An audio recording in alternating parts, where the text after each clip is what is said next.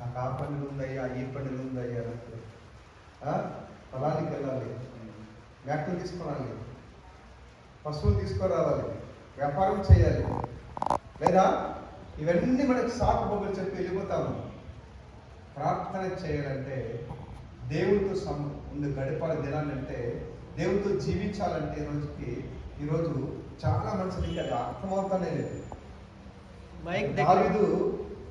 దావీదు ఏం చేశాడంటే, మంచిగా ఏం చేశాడు, ఉదయకాలం వెళ్ళి అరణ్యముల నుండి ఆయన బాగా ప్రార్థన చేసి ఎలా చెప్తున్నాడు, ఈ అరణ్యంలో మేము ఉండాలయ్యా, ఇక్కడ నుండి వెలుగుతున్నాను నేను, దేవా నీవు నా దేవుడు, దేవా నీవు నా దేవుడు, ఈ అరణ్యం నుండి నేను వెతుకుతున్నాను, నా మాంసము నా శరీరం కూడా నీకోసం ఏమంది దప్పి కలిగిన వాడై, దాగం కలిగిన వాడై నీ సన్నిధిలో నేనేం చేస్తున్నానంటే నేను ఆరాధిస్తున్నాను, వెతుకుతున్నాను. దేవుడు దాన్ని వెతుకుతుంటే ఆయన చెప్తున్నాడు, ఇలా నేను ఆశతో వెతికి నీ ప్రభావాన్ని నీ మహిమని నేను ఈ అరణ్యం నుండి నేను చూస్తానని చెప్తాడు.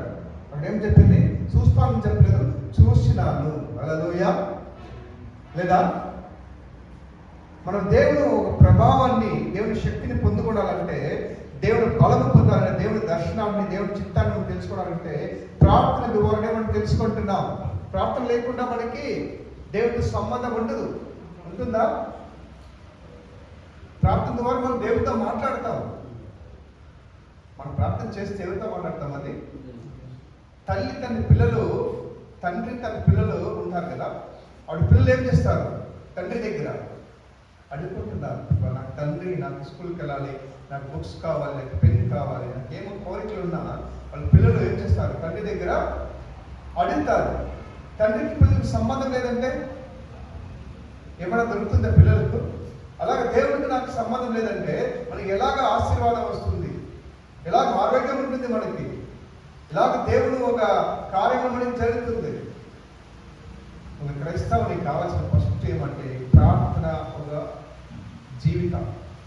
ప్రార్థన జీవితం లేదంటే నాకు దేవుడికి సంబంధం ఉండదు, దేవుడి కార్యం మనకి ఏమో మనకి తెలవదు, లోక ప్రకారంగా ఉండి మనం లోకంలో జీవించి లోకాల గురించే మన హృదయం నిండిపోయి ఉంటుంది. దేవుడి చిత్తం ఏమి, దేవుడు ఏమని కోరుతున్నాడు, దేవుడు ఎందుకు మనని విమోచించినాడు, ఎందుకు లోకంలో తెలుసుకున్నాడు, ఎందుకు రక్షించినాడనే ఉద్దేశం తెలియకుండా మనం ఏం చేస్తామంటే ఈ లోకంలో జీవించి కడసిల మనకి దొరికేది గిఫ్ట్ ఏం తెలుసా?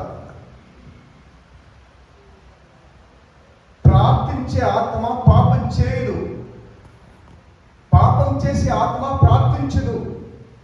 హల్లెలూయా. నిజమా లేదా? ప్రార్థించే మనిషి దేవుని మనిషి పాపం చేయడు. ఎందుకంటే ఆయన దేవునితో సంబంధం కలిగి ఉంటాడు. ప్రార్థన చేయకుండా ఉండే మనిషి ఏం చేసేలా? పాపం చేసే మనిషి ప్రార్థించేలా, ప్రార్థించే మనిషి పాపం చేశారు. ఎందుకంటే ఆయన దేవునితో సంబంధం కలిగి ఉన్నాడు కాబట్టి ఆయన పాపం ఏం చేస్తుంది, ఆయనకి దూరం అవుతుంది. హల్లెలూయా. మీరు దేవునితో కలిసి ఉన్నామంటే, ప్రార్థన చేసినామంటే, ఆ ప్రార్థన దేవునితో మనకి సంబంధం ఇచ్చి దేవుని ప్రభావం, దేవుని బలము, దేవుని శక్తి మనలో వచ్చేటప్పుడు మనం లోకాన్ని జయించేవారై, పాపం నుండి విడిపించబడిన వారై, దేవుని కోసం మనం జీవించేవారై మనం బతుకుతాం. హల్లెలూయా. అప్పుడు దేవుని చిత్తాన్ని కూడా మనం తెలుసుకుంటున్నాం. దేవుడు నాలో ఏమి కోరుకుంటున్నాడు, నాలో దేవుడు ఏమి ఆశపడుతున్నాడు, నేను దేవుని కోసం ఏమి చేయాలి, నా జీవితం ఎటువంటిది, దేవుడు ఎందుకు నన్ను పిలిచాడు, ఎందుకు రక్షించినాడు, నా జీవితంలో దేవుని ఉద్దేశం ఏమి, నేను దేవుని కోసం ఏమి చేయాలి, ఇటువంటి దర్శనములు కలిగి ఉన్నామంటే అది ఎలా వస్తుందంటే మనకి ఫస్ట్ ప్రార్థన చేసే వాళ్ళకి దర్శనం వస్తుంది. ప్రార్థన చేసే వాళ్ళే దేవునిలో జీవిస్తారు. ప్రార్థన జీవితం లేదంటే లోకమనిలో వచ్చేస్తుంది. మన హృదయంలో నిండినామంటే మనం ఎట్లుంటామంటే పాప జీవితంలో పడిపోతాం. హల్లెలూయా. రోమపత్రిక 6:20 పాపం ఇంకా వచ్చే జీవితము మరణం అని చెప్తుంది. లేదా ఆ మరణం నుండి మనం తప్పించడానికి యేసు శిలువలో జీవం ఇచ్చాడు. ఈ మరణాన్ని తప్పించుటకు యేసు ప్రభు నా కోసం నీ కోసం జీవం ఇచ్చినాడు. అయితే మనం ఏం చేస్తున్నామంటే తెలియకుండా ఈరోజు పాపంలో అనేక ఈరోజు క్రైస్తవులు కూడా ప్రార్థనకి దూరంగా ఉంటున్నారు, దేవునికి దూరంగా ఉంటున్నారు, సంఘానికి దూరంగా ఉంటున్నారు.